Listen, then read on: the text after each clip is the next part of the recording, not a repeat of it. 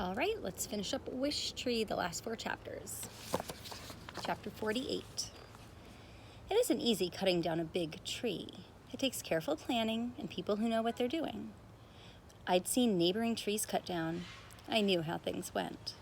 While Sandy and Max moved people to a safe distance, Stephen's parents watched from their porch and Samara's from theirs. Meanwhile, the tree people put ropes around my trunk and consulted with one another. A man and a woman carried over a huge chainsaw, followed by a stump grinder. The grinder looked little like a hungry animal. Actually, it looked a lot like a hungry animal. "All those critters gone?" Dave called to Francesca.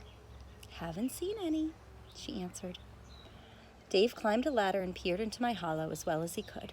He didn't seem to notice Bongo, who was hiding deep in the owl's former home. I sat patiently, awaiting my fate, while around me the world buzzed. A huge crowd, filled with old neighbors and new friends, had gathered, it seems, to see me off. Near the curb, some kids were making music. I don't know if it was good music, but it was, most definitely, loud music. I realized it was the garage band Bongo liked. The whole thing was almost like a party, a going-away party. And there it was, surrounding me, my wild and tangled and colorful garden. It wasn't such a bad way to leave the world, I decided. Not bad at all. Chapter 49. Dave had a megaphone, and through it he reminded the crowd to stay behind the barriers that had been erected. "This is a big tree, folks," he said. "But when it goes, we don't want anyone else going with it." "Bongo," I said in a voice that only she could hear, "you need to get to a safe place. You heard him. I'm a big tree. You don't want to be in the way when I fall." "I'm not going anywhere," she replied in a stubborn whisper. "Don't worry about me. I'll be fine. But I'm staying with you, Red, and that's final." Dave turned to his workers. "Okay, let's get this show on the road." "Please, Bongo," I said softly but urgently, and the saw moved closer. I waited, expecting to hear the painful roar of the chainsaw engine. Instead, a small but intense sound filled the air, something like a puppy growl mixed with a kitten hiss. It was a baby possum. Darting through the huge crowd, across the muddy lawn, past Dave and his crew, around the massive saw, beneath the stump grinder, and finally triumphantly up my trunk, was none other than Flashlight. He climbed straight to his former hollow and settled there, his tiny head poking out. He was panting and trembling and hiccuping, and he did not seem to be in any danger whatsoever of fainting. "I missed you, Red," he said in a voice so small that only Bongo and I could hear it. "Hold off the saw," Dave yelled. "Some dang animal just ran up the trunk." Bongo popped out of her hollow. "Flash," she hissed. "You can't be here. It's dangerous. They're about to... You know." "You're here," Flash pointed out. Across the grass streaked hairy spiders, with her other babies trailing. She went straight to the possum hollow, where she proceeded to scold Flash as she snuggled him close. In the sky, little Harold suddenly appeared, frantically flapping his wings like a fuzzy butterfly. Agnes and the rest of her brood followed. They settled into their old home as if they'd never left. Bongo moved to home plate to make room for the owls. The ewes came next, trotting across the lawn. Last to join the group was the skunk family, who quickly scrambled up my trunk. 7 possums, 4 raccoons, 5 owls, and 6 skunks had waddled, scooted, dashed, and fluttered from their various homes just to see me off. My residents, my friends. The crowd was delighted. People applauded. They cheered, and they laughed. Francesca, straining to get a look, accidentally let go of the kitten's leashes, allowing Lewis and Clark to escape. They ran straight to me, clambering up my trunk to join the gang. It wasn't all perfection. The babies and parents were grumbling, but softly enough that none of the humans could hear. "Ouch," muttered Hot Buttered Popcorn. "Your tail is in my mouth," cried one of the ewes. "You smell like a skunk," someone complained. "I am a skunk," came the reply. "Mom," asked Harold, "should I be afraid of a cat?" As a rule, yes, said Agnes, but this is a special circumstance. It took some effort, but eventually the entire group settled in together above the highest wishes. They gazed down calmly at the fascinated crowd below. One of the tree cutters took off his helmet and scratched his head. This just don't happen, he said to Dave. Those animals ought to be eating each other. It's some kind of crazy critter miracle, said another worker. He pulled out a smartphone. This is going on Facebook. Lots of other people seemed to have the same idea. Cameras clicked away, ignoring the barricades. The reporters dashed over, microphones extended, as if they were hoping to interview the animals. Bongo, always a bit of a ham, was happy to comply. Chip, please, she said to the microphone waving beneath her. So here's what it looked like.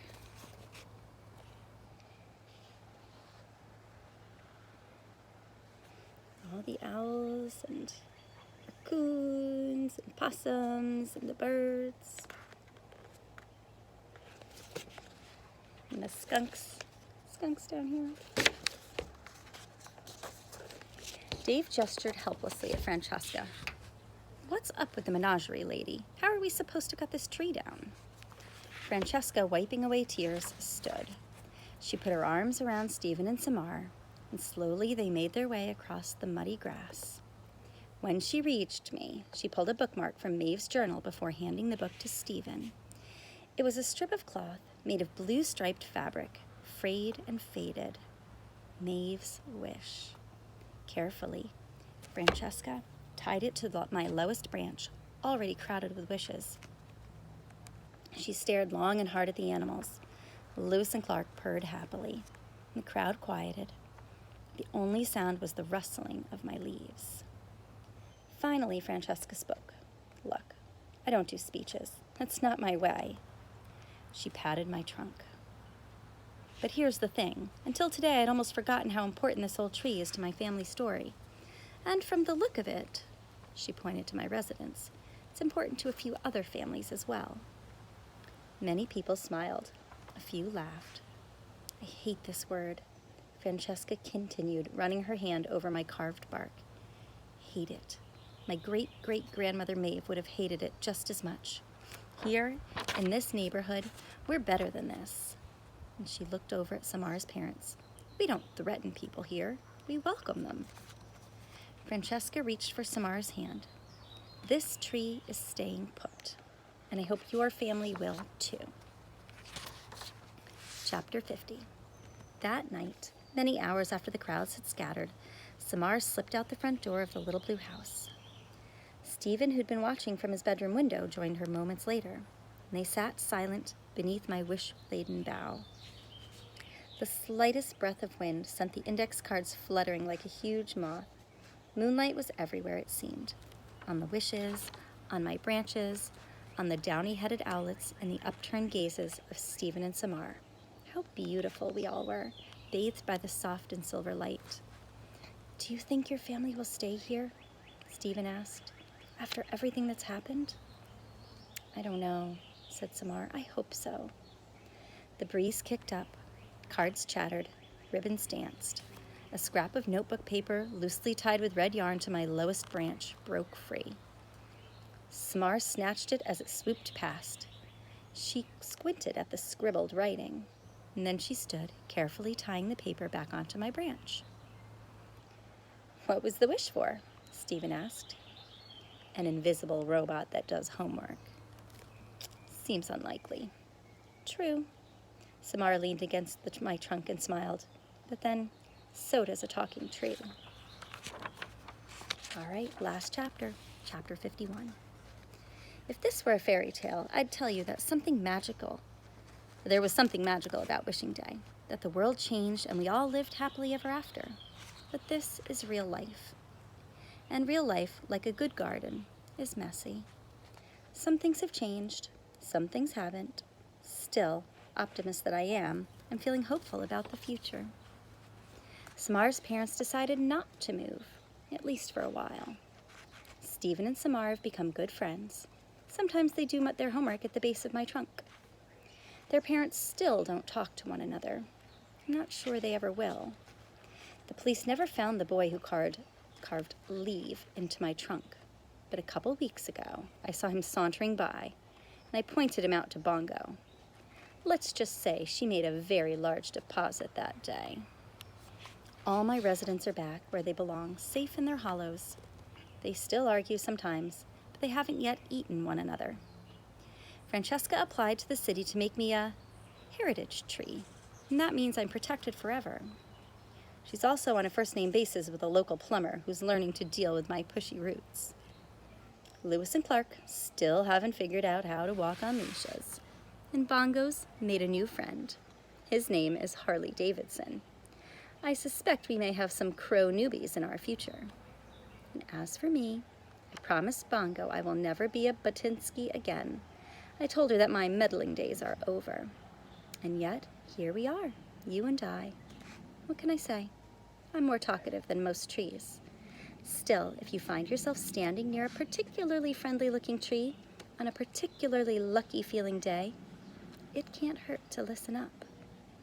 Trees can't tell jokes, but we certainly can tell stories. And that is Wishtree by Catherine Applegate.